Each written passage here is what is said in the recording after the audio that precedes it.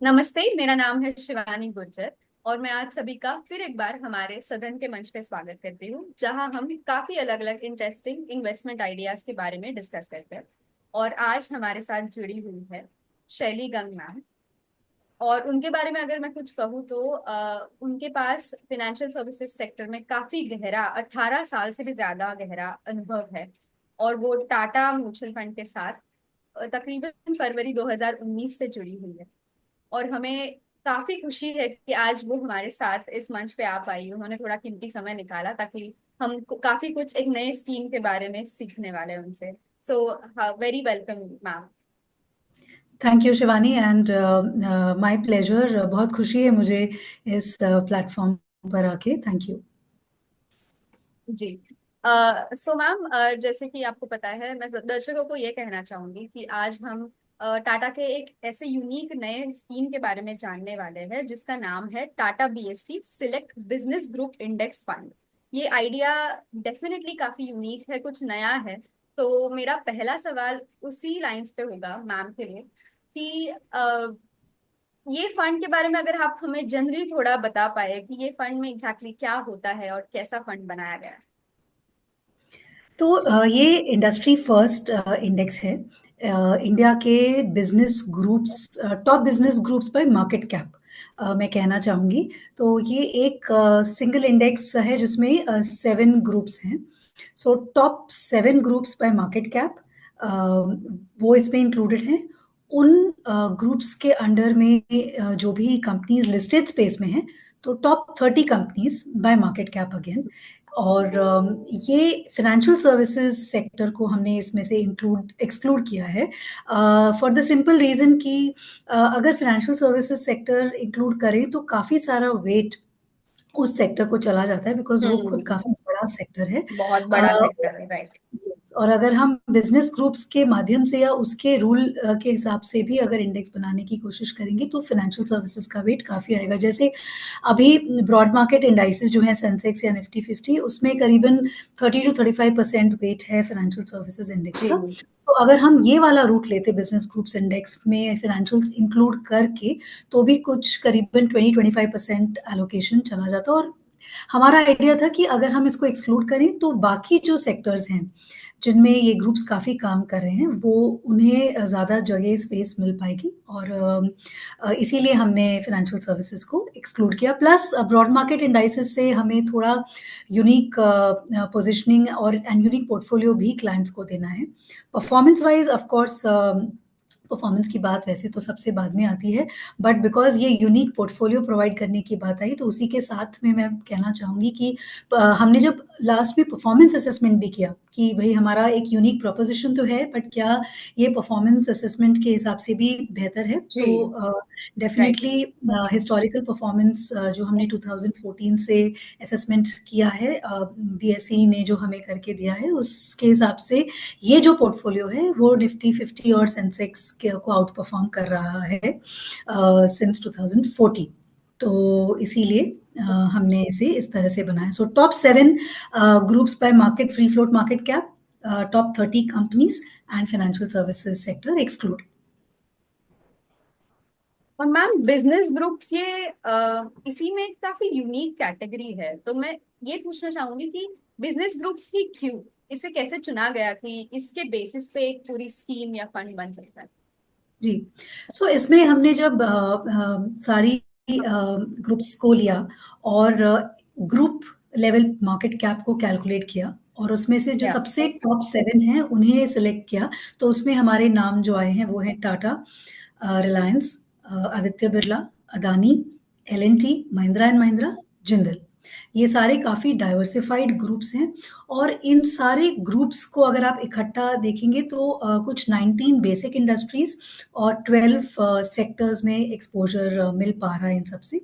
तो in business groups की बात ये है कि उनका डीएनए क्या है। उनका जो डीएनए है, अगर हम वो समझें तो हमें समझ में आएगा कि वो किस तरह से प्रॉफिटेबिलिटी को कंट्रीब्यूट करते हैं। तो उनके डीएनए का एक पहलू है कि वो स्ट्रैटेजिक विजनरी लीडरशिप है। जैसे कि किसी एक ग्रुप ने जैसे टाटाज ने सोचा कि हमें कम्युनिटी को की क्वालिटी ऑफ लाइफ को इम्प्रूव करना है, या रिलायंस के ग्रुप ने ये सोच लागू की कि हमें 99% ऑफ दी कस्टमर्स को रीच करना है और उन्हें अफोर्डेबल सर्विसेज प्रोवाइड करनी है, या किसी और ग्रुप ने सोचा हमें वर्ल्ड क्लास इंफ्रास्ट्रक्चर प्रोवाइड करना है अपनी कंट्री में, या किसी और की विजनरी थिंकिंग थी या उनकी विजनरी लीडरशिप थी कि हमें क्विकली स्केल अप करना है, और अगर हमें इंफ्रास्ट्रक्चर को सपोर्ट करना है तो हमें सीमेंट की कैपेसिटीज को क्विकली स्केल अप करके बड़ा बनाना है। तो इस तरह से या फिर टेक्नोलॉजी साइड पे भी हमें काफ़ी काम करना है। तो इस तरह से एक विजनरी लीडरशिप है। स्ट्रैटेजिक डाइवर्सिफिकेशन, ये बहुत ही इंपॉर्टेंट पॉइंट है। इन सारे ग्रुप्स ने, ऑलमोस्ट सारे ग्रुप्स ने अपनी जर्नी शुरू करी थी ट्रेडिंग कंपनीज के माध्यम से, और फिर धीरे धीरे वो टेक्सटाइल्स में मूव हुए, एनर्जी में मूव हुए, पावर में मूव हुए, उसके बाद वो ऑटो कंपनीज उन्होंने शुरू करी, उसके बाद आईटी कंपनीज शुरू करी, फिर 2000s में वो रिटेल में आए, वेरी लेटली और जो है इन्फोकॉम, जैसे रिलायंस इन्फोकॉम है, तो उन्होंने डिजिटल सर्विसेज और टेलीकॉम में एक्सपेंशन किया। जो अदानी है, कुछ सालों पहले से इंफ्रास्ट्रक्चर में काफ़ी सारा इन्वेस्टमेंट कर रही है और स्केल अप कर रही है और एक्सपैंड कर रही है अपने ऑपरेशंस को for ports, airports and many other infrastructure things. So ये बहुत ही इम्पोर्टेंट पहलू है। और उसके साथ ही जब इतने सारे सेक्टर्स में आप जाते हैं, इतने सारे ऑपरेशनल टच पॉइंट्स जब होते हैं, तो कोई ना कोई इवेंट, कोई ना कोई प्रॉब्लम्स तो टच करेगी ही आपको, पर उससे डील करना, एंटी फ्रेजाइल बनना, उस एडवर्सिटी को अपॉर्चुनिटी में कैसे कन्वर्ट करना, ये भी एक बहुत इंपॉर्टेंट चीज है जो ये ग्रुप्स कर पाते हैं, because of their scale, because of their experience. जैसे जैसे आगे बढ़ते हैं उनका एक्सपीरियंस इकट्ठा होते जाता है। और सबसे इम्पोर्टेंट एक बात और है कि ये जो है वो कोई भी ट्रेंड या टेक्नोलॉजी को क्विकली आइडेंटिफाई करते हैं, नए इमर्जिंग एरियाज को आइडेंटिफाई कर पाते हैं और उन्हें अडॉप्ट कर पाते हैं। जैसे कि टाटा मोटर्स ने ट्रेडिशनल व्हीकल मैन्युफैक्चरिंग, तो उनका बिजनेस है ही 1948 के आसपास, बट अब वो काम कर रहे हैं बहुत सारा इलेक्ट्रिक व्हीकल मैन्युफैक्चरिंग पे। उसके साथ उन्होंने टाटा पावर के साथ भी पार्टनरशिप करी है फॉर चार्जिंग इंफ्रास्ट्रक्चर, क्योंकि आपको इलेक्ट्रिक व्हीकल के लिए चार्जिंग इंफ्रास्ट्रक्चर आपके लिए बहुत ज़रूरी है। उसी तरह से रिन्यूएबल एनर्जी पे बहुत काम हो रहा है from Tatas and from Reliance also, even Adani also. Already जो ट्रेडिशनल रिसोर्सेज हैं जैसे ऑयल, नेचुरल गैस, कोल, इनसे तो एनर्जी एंड इलेक्ट्रिसिटी जनरेट होती है, बट ये सारी कंपनीज रिन्यूएबल एनर्जी, जो कि आपकी सोलर, विंड, हाइड्रो, ये सारी रिसोर्सेज लेकर के इलेक्ट्रिसिटी जनरेट कर पाएं, और सिर्फ जनरेशन ही नहीं, उसके साथ में आपको इस इलेक्ट्रिसिटी को ट्रांसमिट करने का एक प्रॉपर इंफ्रास्ट्रक्चर भी बनाना होगा, उस एनर्जी की स्टोरेज के लिए जो रिक्वायरमेंट है वो बनानी होगी, ग्रिड मैनेजमेंट करना होगा। तो ये सारे नए एरियाज में भी ये ग्रुप जा रहे हैं। सो मेरा कहने का मतलब है ये सारे ग्रुप्स जो हैं वो इमर्जिंग एरियाज को आइडेंटिफाई करके, और उन एरियाज में आइडेंटिफिकेशन भी जल्दी है, एडेप्टेशन भी अर्ली है, और स्केलिंग अप भी है, बिकॉज कॉस्ट ऑफ फंड्स जो है, कॉस्ट ऑफ बोरोइंग उनकी कम है, because of the financial finesse they हैं, कम है, उनका एक्सपर्टीज है, वो कोलैबोरेशन कर पाते हैं, वो जॉइंट वेंचर्स कर पाते हैं, वो ओवरसीज एक्सपर्टीज है, उनको जॉइंट वेंचर्स के थ्रू यहाँ ला पाते हैं। और एक और पहलू ये है कि आप ये सारे ग्रुप्स एक इकोसिस्टम की तरह बिहेव करते हैं। अगर इनको इस तरह से स्केल करना है करंट सेक्टर्स में और इमर्जिंग सेक्टर्स में, अगर उन्हें आगे बढ़ना है, तो एक पूरा इकोसिस्टम भी है, फाउंडेशनल पार्ट भी है कि आपके पास ये सारे ग्रुप्स जो हैं वो टैलेंट मैनेजमेंट पे फोकस करते हैं, इनोवेशन सेंटर्स और इनोवेशन हब्स क्रिएट करते हैं, रिसर्च एंड डिज़ाइन सेंटर्स करते हैं। तो ये सारी जगह से जो भी यहाँ पर जो काम करके, जो फोकस ला के यहाँ से जो बेनिफिट्स मिलते हैं, फिर वो सारे दूसरे सेगमेंट्स में पूल हो जाते हैं और उसमें फीड करते हैं। तो ये सारी चीज़ें बहुत ज़रूरी है। एक और एग्जांपल मैं देना चाहूँगी of the newer areas where they are working. तो ये सारे groups cross subsidisation and cross synergies को बहुत तरीके से 2-3 सेगमेंट्स की जो सिनर्जीज़ हैं उनको कैसे कैप्चर कर पाते हैं। फॉर एग्जांपल जो एआई और जो artificial intelligence and machine learning जो उनके आईटी सेगमेंट्स करते हैं, उसका जो बेनिफिट है, उसको यूज़ करके वो देख पाते हैं जैसे टेलीकॉम इंफ्रास्ट्रक्चर में कि जो आपके बैंडविड्थ है वो कैसे मैनेज हो रही है, जो स्पीड है, नेटवर्क की स्पीड है या नेटवर्क का कंजेशन कहाँ है, प्रेडिक्टिव मेंटेनेंस कर पाते हैं, क्वालिटी कंट्रोल कर पाते हैं। तो एआई और एमएल को लेके आप जो कोर बिजनेस है उसमें आप कैसे उसको इम्प्रूव कर पा रहे हो, वो बहुत ज़रूरी है। तो ये इवन एनर्जी साइड पर भी कि कहाँ पर ट्रांसमिशन में प्रॉब्लम्स आ रही हैं, प्रेडिक्टिव मेंटेनेंस से किस तरह से आप ऑप्टिमाइज़ तरीके से एनर्जी ट्रांसमिट कर पाएँगी। तो ये सारी जो चीज़ें हैं, ये सारी चीज़ें मिलके डीएनए बनता है बिज़नेस ग्रुप का। ये एक इकोसिस्टम की तरह बिहेव करती है और इस डीएनए की वजह से इन सारे बिज़नेस ग्रुप्स को लॉन्जेविटी मिलती है कि आज जो शुरू किया वो स्केल अप करते-करते आज से अगर 15 साल या 20 साल बाद भी कोई इन्वेस्टर है जो ये सोच रहा है आज कि मुझे कोई इन्वेस्टमेंट करना है 15 साल 20 साल के माध्यम से इंडिया की बेस्ट कंपनीज में, तो वो ये सोच सकता है कि ये बिजनेस ग्रुप की companies will be around for the next 20 years और मैं इसमें अगर इन्वेस्टेड रहता हूँ तो जो कंपाउंडिंग इफेक्ट आएगा वो बहुत ही अलग आएगा, तो और बहुत ही अच्छा होगा। तो ये सारा जो डीएनए है वो एक लॉन्जेविटी में बहुत हेल्प करता है और फाइनली प्रॉफिटेबिलिटी तो फिर आ ही जाती है because of the way they function and longevity, profitability, तो प्रोसेस राइट है और इसीलिए फिर प्रॉफिटेबिलिटी आती है। तो इसीलिए बिजनेस ग्रुप्स, हमने पहले पोर्शन में बात की कि कैसे हमने बिजनेस ग्रुप्स का पोर्टफोलियो देकर भी यूनिक पोर्टफोलियो दिया है, जो कि ये वाला पोर्टफोलियो भी 96-95% लार्ज कैप है बट फिर भी अपने तरीके से यूनिक है। और जो हम ने दूसरे पार्ट में बात करी वो ये है कि इस बिजनेस ग्रुप्स के डीएनए क्या, इसका क्या होता है डीएनए और इसके बेनिफिट्स पोर्टफोलियो की लॉन्जेटिविटी और प्रॉफिटेबिलिटी पे कैसे होते हैं।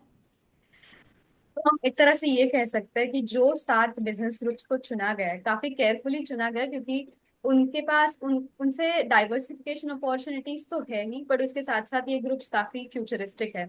तो जो इन्वेस्टर्स एक लॉन्ग टर्म होराइजन के बारे में सोच रहे हैं वो जरूर ये फंड को चुन सकते हैं। और इसी लाइंस पे मेरा अगला सवाल ये था मैम कि ये फंड में आपने ग्रुप्स तो बता दिए, बट क्या हमें आप ये बता सकती हैं कि कौन से इंडस्ट्रीज और सेक्टर्स इसमें आने वाले हैं? सो इसमें ऑयल एंड गैस है, कंस्ट्रक्शन है, सीमेंट है, ऑटो है, टेक है, रिटेल है, कंज्यूमर है, ई कॉमर्स है, telecom, Infocom, digital services, home digital services, ये सारे ही सेक्टर्स हैं। न्यू एज सेक्टर्स या जो इमर्जिंग सेक्टर्स हैं जो अभी आए हैं, ट्रेडिशनल सेक्टर्स जो हैं और ऑलरेडी स्केल अप हो चुके हैं, ये दोनों ही बकेट्स के सेक्टर्स आपको यहाँ इसमें मिलेंगे। और मेरा आखिरी सवाल ये है, जस्ट टू समराइज आपने जो भी हमें अभी बताया था, अगर कोई इन्वेस्टर इस फंड के बारे में सोच रहा है कि इसमें इन्वेस्ट कर सकता है, तो वो ऐसे क्या फैक्टर्स है जिसकी वजह से उन्होंने इसमें इन्वेस्ट करना चाहिए? तो सबसे पहली बात तो जो है मैंने कहा कि जैसे लॉन्जेटिविटी, अगर कोई इन्वेस्ट करना चाह रहा है from a very long term perspective और उसे ये सोचना है कि will these be companies around, will they be around for the next 15-20 years, 10-15-20 years, तो राइट। वो जो यहाँ पे प्रोबेबिलिटी है या वो जो चीज़ है वो यहाँ पे काफ़ी स्ट्रॉन्ग है because these are strong robust companies या belonging to strong robust groups and इसीलिए वो बहुत ही लॉन्ग टर्म व्यू भी ले सकते हैं, which is very important wealth creation के लिए। सेकेंड पार्ट ये है कि कोई नया इन्वेस्टर है, बिगिनर है, वो भी बहुत ही आसानी से इस ग्रुप, इस इंडेक्स फंड में एक्सपोजर लेने के बारे में सोच सकते हैं बिकॉज ये डाइवर्सिफाइड है, as good as a diversified fund, and ये 95 to 96% लार्ज कैप है। तो यूजुअली जब इन्वेस्टर्स अपनी जर्नी शुरू करते हैं तो they look for a large cap fund या फिर कोई ब्रॉड बेस्ड इंडेक्स फंड की कोशिश जी। करते हैं, but this is as close to that in terms of the risk reward. इसकी करंट वैल्यूएशन भी फिलहाल अभी उसी के लाइंस पे है। हाउएवर एक यूनिक प्रोपोजिशन ये है कि इसमें फाइनेंशियल सर्विसेज हमने अभी इंक्लूड नहीं किया है, तो आपको जो दूसरे सेक्टर्स जहाँ पे बहुत सारा काम हो रहा है बाय दीज ग्रुप्स, उनके उन उन उन उन उनकी तरफ ज़्यादा एक्सपोजर्स मिलेगा। सो ये एक यूनिक प्रोपोजिशन हो गया। So you can have Nifty 50 and your Nifty bank, वो सारे फंड्स तो अवेलेबल हैं। उसके साथ ही अगर आप इसे ऐड कर लें तो ये यूनिक प्रोपोजिशन हो जाएगा। It is not a duplication of the portfolio. Nifty 50 से करीबन ये 28 to 32% ही कॉमन है। And this itself is a 95% large cap portfolio. So ये दोनों राइट। तीनों बात अगर आप साथ में लाएं तो इन्वेस्टर्स को रियलाइज होगा कि ये यूनिक प्रोपोजिशन है। And the last but a very very important thing is, जो हमने थोड़े टाइम पहले बात की, the DNA of these business groups, उनकी स्ट्रैटेजिक डाइवर्सिफिकेशन की स्टोरी, या जो उनकी वो वाला स्ट्रॉन्ग पॉइंट है, उनके visionary emanating from visionary leadership, वो कैसे एडवर्सिटी को भी अपॉर्चुनिटी बना लेते हैं, वो कैसे आइडेंटिफाई कर लेते हैं न्यूअर एरियाज को और वहाँ जाके अपनी माइट ऑफ कोलैबोरेशन, अपनी माइट ऑफ जॉइंट वेंचर्स, अपनी माइट ऑफ कैपिटल एफिशिएंसी, अपनी might of cost of borrowing, अपनी माइट ऑफ एक्सपर्टीज, अपनी might of the talent pool and innovation, foundational work that they do, वो सारी चीज़ों को कैसे ले जाके वो वहाँ पे स्केल अप कर पाते हैं और आगे बढ़ते हैं। तो आई थिंक ये सारी चीज़ों को अगर हम ध्यान में रखें तो DNA of the business group is the fourth point जो इन्वेस्टर्स को सोचना चाहिए, और उसी से फिर आपकी लॉन्जिटिविटी और प्रॉफिटेबिलिटी पनपती है। Thank you so much ma'am, ये मेरा आखिरी सवाल था आपसे। और आई मस्ट से कि आपके पास मार्केट्स की और काफी सारे बिजनेस सेक्टर्स की काफी डीप अंडरस्टैंडिंग है, और इसीलिए हम बहुत खुश है कि आप आपके काफी बिजी शेड्यूल से हमारे लिए थोड़ा सा समय निकाल के आज हमारे साथ जुड़ पाए। और for that thing ma'am, thank you so much, thanks again. Thank you. My pleasure. And we are glad that Tata and BSC together have been able to launch this. Thank you. Yes.